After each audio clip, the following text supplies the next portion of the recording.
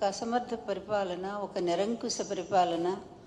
అధికారం అంటే పోలీసుల చేతిలో పెట్టుకొని ఇష్టం వచ్చినట్టుగా ఎవరినైనా అరెస్ట్ చేయొచ్చు అనేటువంటి దిశగా అటువంటి ఒక పరిపాలన సాగుతుంది తప్ప ఇది గుడ్ గవర్నెన్సా?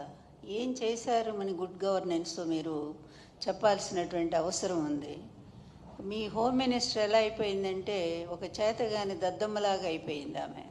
ఆమె చెప్తున్నారు, నా చేతిలో తుపాకులు లేవు, నాకు ఎవరు పోలీసులు లేరు అన్నట్టు. ఆమెకెందుకు? పోలీస్ అంతా కూడా లోకేష్ చేతులు నడుస్తూ ఉంటే హోమ్ మినిస్టర్ డమ్మీగా అయిపోయింది.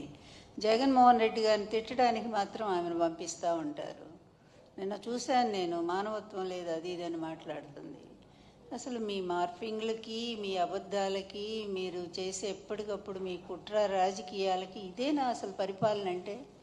చంద్రబాబు, ఇదేనా నువ్వు ఏదో 40 ఏళ్ళ ఇండస్ట్రీ అని చెప్పుకునే గొప్ప రాజకీయ జీవితం?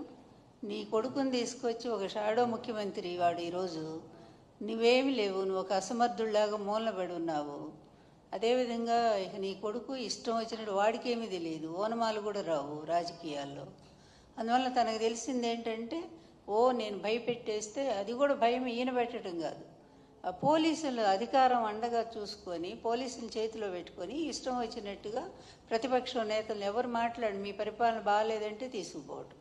అదేవిధంగా ముఖ్యంగా ఈ రాష్ట్రంలో ఈ 1 ఇయర్లో ఆడపిల్లల మీద జరుగుతున్నటువంటి అత్యాచారాలు ఇంతవరకు స్వాతంత్రం వచ్చాక రాజకీయ చరిత్రలో, అంతకుముందు ఎక్కడో నిజాం టైంలో రజాకారుల ఉద్యమాల్లో మహిళల మీద అత్యాచారాలు దారుణంగా జరిగాయి అనేది మనం విన్నాము.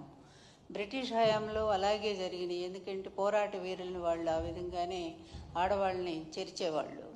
కానీ ఈరోజు ఇది ఒక ప్రజాస్వామ్య దేశం, ప్రజాస్వామ్య పరిపాలన అనుకొని మీరు అనుకుంటున్నారు, మేమైతే అనుకోవట్లేదు.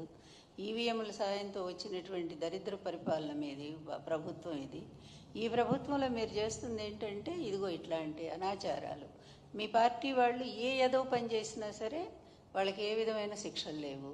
వాళ్ళు మహిళల్ని భయంకరంగా మరి మీ సోషల్ మీడియాలో ఇష్టం వచ్చినట్టు వాళ్ళ వ్యక్తిత్వ హననాన్ని చేస్తుంటే దానికి ఏ విధమైన శిక్షలు లేవు.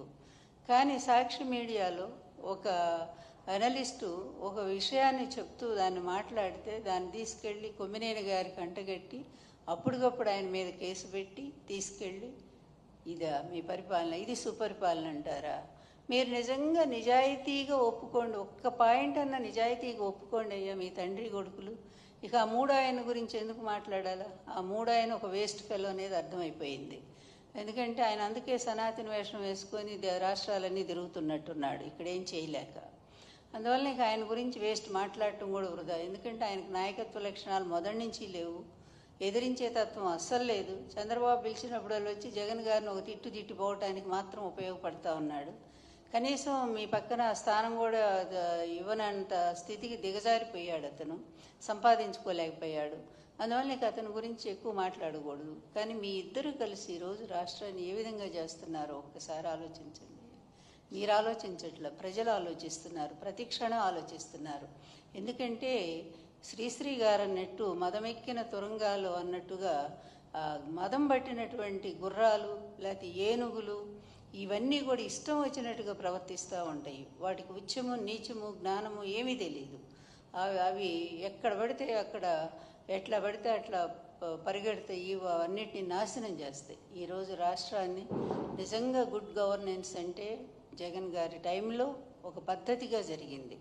కానీ మీరు ఏ ఒక్క పాయింట్ అయినా కంపారిజన్ చేయటానికి మీరెవరు రారు. ఎందుకంటే మీ పచ్చ మీడియా బాకాల్లో ఊదుతూనే ఉంటాయి మిమ్మల్ని. నిన్ను లోకేష్ని ఇద్దరిని కూడా అక్కడ కూర్చోబెట్టి ప్రైమ్ మినిస్టర్ని కలిస్తే దానికి మొత్తం పేజీలన్నీ కూడా ఈనాడు ఏబిఎన్ పెట్టేస్తారు. ఏంటి ప్రైమ్ మినిస్టర్ మీ మిత్రపక్షం కదా, మీ కూటమి కదా, ఒకళ్ళ మీద ఒకళ్ళు ఈరోజు డిపెండ్ అయ్యలేరా? అది కూడా కలిస్తే దానికి ఒక పెద్ద అది వీరత్వమా శౌరత్వమా? ఆయన వల్ల ఇదిగో ఇన్ని వేల కోట్లు ఈ రాష్ట్రానికి మరి వస్తూ ఉన్నాయి, పరిశ్రమలు వచ్చినాయి, ప్రైమ్ మినిస్టర్ గారు యాక్సెప్ట్ చేశారు. లేదా మీ రాజధాని, మీరు అనుకునే రాజధానికి ప్రైమ్ మినిస్టర్ గారు ఇన్ని వేల కోట్లు ఇప్పిస్తున్నారు అని ఈ విధంగా అయినటువంటి వార్త అయితే నిజంగానే బాగా సాధించారని చెప్పుకోవటానికి. ఇంత సిగ్గుమాలిన మీడియా, ఇంత సిగ్గుమాలిన తండ్రి కొడుకులు, ఇంత పనికిమాలిన పరిపాలన దీన్నంతా చూపిస్తూ ఒక 60-70 కోట్లు ఖర్చు పెట్టి దానికి ఒక గుడ్ గవర్నెన్స్ పాలన, దానికి ఒక పెద్ద పేరు. మొన్ననే కదా యోగా ఏంటో ప్రపంచం మొత్తం కూడా యోగా ఆంధ్ర రాష్ట్రం వైపు చూస్తుందంట. అంత పెద్ద గిన్నెస్ బుక్లో ఎక్కి ఆయనకు ప్రైమ్ మినిస్టర్ గారి కంటే లోకేష్ బహుమతి ఇస్తున్నాడు. అన్నీ లోకేష్ బహుమతి ఇస్తున్నా అంటే ఎన్ని 600 కోట్లు ఖర్చు పెట్టారు. ఏమైంది? ఎంత రసాభాస. చిన్న చిన్న పిల్లల్ని తీసుకొచ్చి వాళ్ళని పాపం గిరిజన పిల్లల్ని, వాళ్ళకి తిండి లేదు, నీళ్లు లేవు, వాళ్ళు పడుకోవటానికి ఒక సౌకర్యం లేదు. ఇదా గుడ్ గవర్నెన్స్? ఎక్కడైనా జగన్ గారి హయాంలో ఇలా జరిగినాయా?